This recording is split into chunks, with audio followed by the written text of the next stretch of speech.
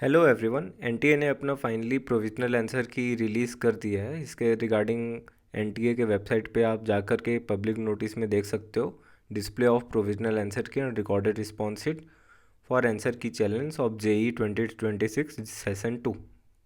Okay, so public notice में यही लिखा हुआ है कि आप आंसर की चैलेंज कर सकते हो। इसका प्रोसेस भी इन्होंने बताया हुआ है पेज नंबर 2 में। प्रोसेस क्या होगा आंसर की चैलेंज करने का? सबसे पहले आपको JEE-NTA.NTA.NIC.in में जाके लॉगिन करना है। Then click challenge regarding answer की पे क्लिक करना है। देन उसके बाद आपको अपना एप्लीकेशन नंबर डालना है, पासवर्ड डालना है, उसके बाद कैप्चा कोड आएगा उसे डालना है। ओके, देन सबमिट पे क्लिक करना है। उसके बाद क्लिक चैलेंज आंसर की रिगार्डिंग आंसर की क्लिक चैलेंज रिगार्डिंग आंसर की इस पर क्लिक करना है।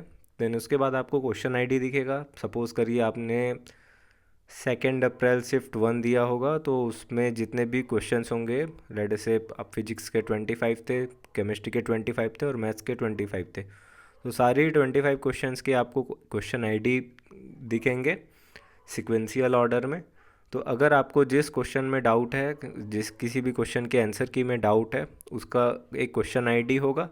आप उस क्वेश्चन आईडी को नोट कर लेंगे। ओके, देन उसके बाद उस क्वेश्चन आईडी के नीचे ही करेक्ट ऑप्शन में उसका जो मोस्ट अप्रोप्रिएट आंसर की है, जो कि एनटीए ने दिया है प्रोविजनल आंसर की, उस पर वो करेक्ट ऑप्शन के नीचे वो उसका क्वेश्चन आईडी का आंसर आईडी लिखा होगा। ओके, नेक्स्ट स्टेप में लिखा है if you wish to challenge this option you may choose any one or more of the options ID given in the next 4 column by clicking the check box. ठीक है, तो आपको check box को click करके, अगर आपको लगता है कि सपोज़ करो ऑप्शन ए करेक्ट है लेकिन आपको लगता है कि ऑप्शन बी करेक्ट था या ऑप्शन सी करेक्ट है, तो आप उस चेक बॉक्स को क्लिक कर सकते हो रिगार्डिंग द आंसर आईडी। ठीक है, आंसर आईडी के अकॉर्डिंग आप चेक बॉक्स को क्लिक करके क्लेम कर सकते हो। ओके, उसके बाद नेक्स्ट स्टेप है you may upload supporting document for which you can select choose file and upload all documents to be put in a single PDF file.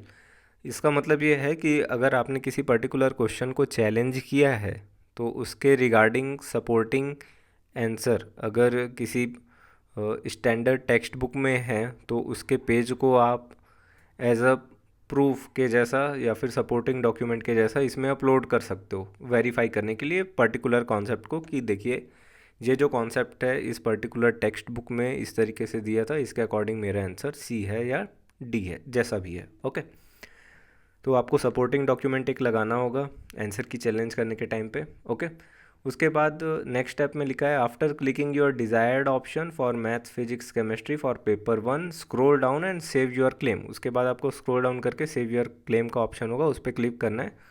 उसके बाद एंड लिखा है and move on to the next screen, you will see display of all question ID you have challenged. उसके बाद आपको जितने भी question ID को आपने जो चैलेंज किया है वो दिखेगा। इसके बाद नेक्स्ट स्टेप है सेव योर क्लेम एंड पे फ़ी। अब इसमें देखिए, इसमें नेक्स्ट स्टेप में लिखा है select the mode of payment and pay a non refundable processing fee 200 for each question challenge. मतलब अगर आप एक क्वेश्चन चैलेंज करते हो आपको तो 200 रुपये का फ़ी लगेगा। ओके, सिमिलरली अगर आपने सपोज करो 5 क्वेश्चन को चैलेंज किया पूरे पेपर में, ओके, तो 5 इंटू 200 1000 रुपीज़ का आपको पे लगेगा।